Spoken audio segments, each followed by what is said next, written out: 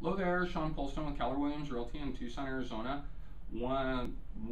Myself and my staff, we run one of the biggest short sale teams in Arizona, working on lots of files at any given time. One of the things I wanted to go over today is just kind of there are some curveballs in the process that you need to know how to hit, but just a general overview of the short sale process. The way the short sale process, sometimes it started, your bank reaches out to you, they send you a letter, they give you a call, they say, hey, you know what, I think the best option for you to avoid having your house foreclosed is to do a short sale. What a short sale is when they owe more on a house than it's worth, something's going on where they need to sell the property. Could be death, divorce, job loss, could be they want to move, could be they have to move, a job relocation. Some cases it's just that they've made a business decision that they want to get away from this property, and unfortunately the property is not worth what's owed on it. Okay, one of the first steps in that process, communicating with your bank is important, but really what the very first step for you should be is finding a competent real estate agent to help you with that transaction. The reason you need a competent real estate agent is because these transactions are filled with all kinds of little nuances and hurdles, and you need somebody who knows how to navigate that maze. Okay, the next step, once you identify that agent, set an appointment, sit down with the agent. In most cases, best way to do that is an in-the-office appointment with the agent. Get to know the agent, go over your questions and concerns. Sometimes it might be in your best interest to consult with a CPA about any potential tax ramifications you may have. Sometimes maybe consult with an attorney. A good competent agent is going to be able to talk to you about your basic situation and maybe tell you, encourage you more or less depending on your situation, whether you need to maybe invest that time and money with those other professionals. It's never a bad idea to talk to and involve the other professionals, but a lot of times a good competent real estate agent is going to be able to, if you have some concerns, be able to answer a lot of them for you. One of the next steps in the process really becomes getting your financial package together. As part of doing a short sale, there are certain documents the lender is going to want to see from you to complete a short sale. The list can vary a little bit, but pretty much it's 2 years tax returns, 2 months bank statements, a month's worth of pay stubs for all borrowers. If one of the borrowers is unemployed, a letter that says they're unemployed.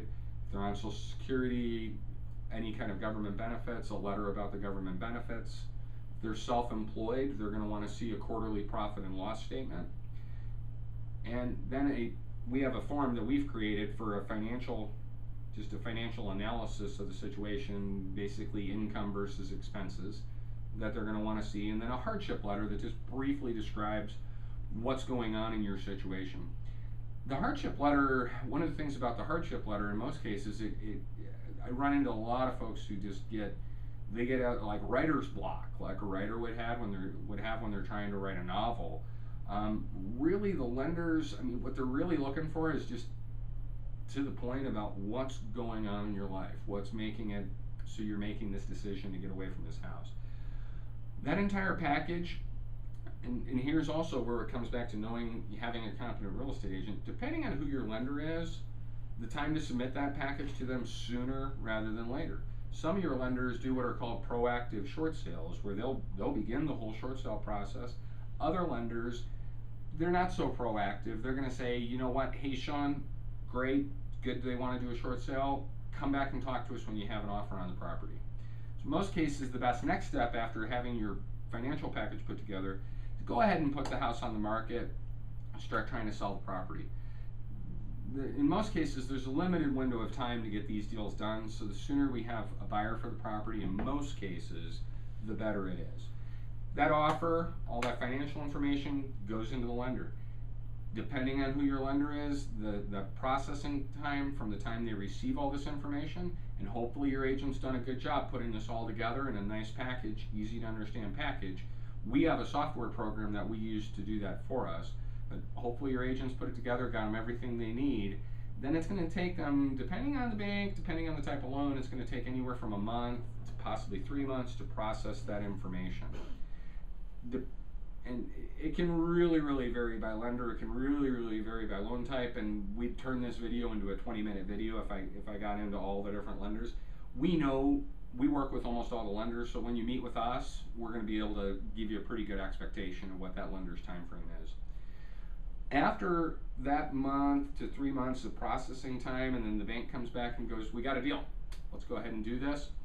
One of the big things becomes reviewing that approval letter that the bank issues. That approval letter is where it's going to spell out that yes, the bank's agreeing to the short sale, how much they're agreeing to. Do the numbers that the bank just agreed to on the short sale approval letter match what the buyer's offer is, or is there further negotiation that needs to be had with the buyer?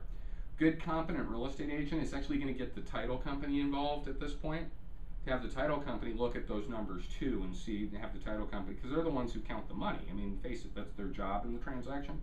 So you bring them in as an expert in that field. Let's say all the numbers match, great. Next thing becomes, what does that approval letter say about the debt? This is where this approval letter is where your lender is either agreeing to call it good, meaning they say we waive any right to pursue a deficiency balance, we're considering this full and final satisfaction. There's a number of different ways that can be worded. It's really important that at that point, that says that. If it doesn't say that, what your good, competent real estate agent is going to do for you at that point, well, number one, they're going to have a conversation with you about it, but in most cases, the advice is, hey, let's go back to the lender and ask them to waive the deficiency. In most cases, most of the loans that we're dealing with, the lenders don't have any deficiency rights after a foreclosure. So in most cases, if they write that letter asking for deficiency and we go back to them, in most cases we get it waived. Then you're on, let's say, then you get everything put together, the letter looks perfect, the figures work. Then the buyer actually, that's when the buyer, you say go to the buyer, and the buyer does their home inspections. If they're getting financing, puts their financing in place, gets their appraisal done. You close about 30 days later, and when you close, that's when you're done. That's when you're moved out of the house and moved on, and everything's great. Just wanted to give you a quick rundown of the short sale process, just kind of an overview of it. There are a lot of different nuances that I'd be happy to cover with you in person based on your particular situation. Please feel free to pick up the phone and give me a call or fill out my short sale request form, and I'll be in touch with you soon.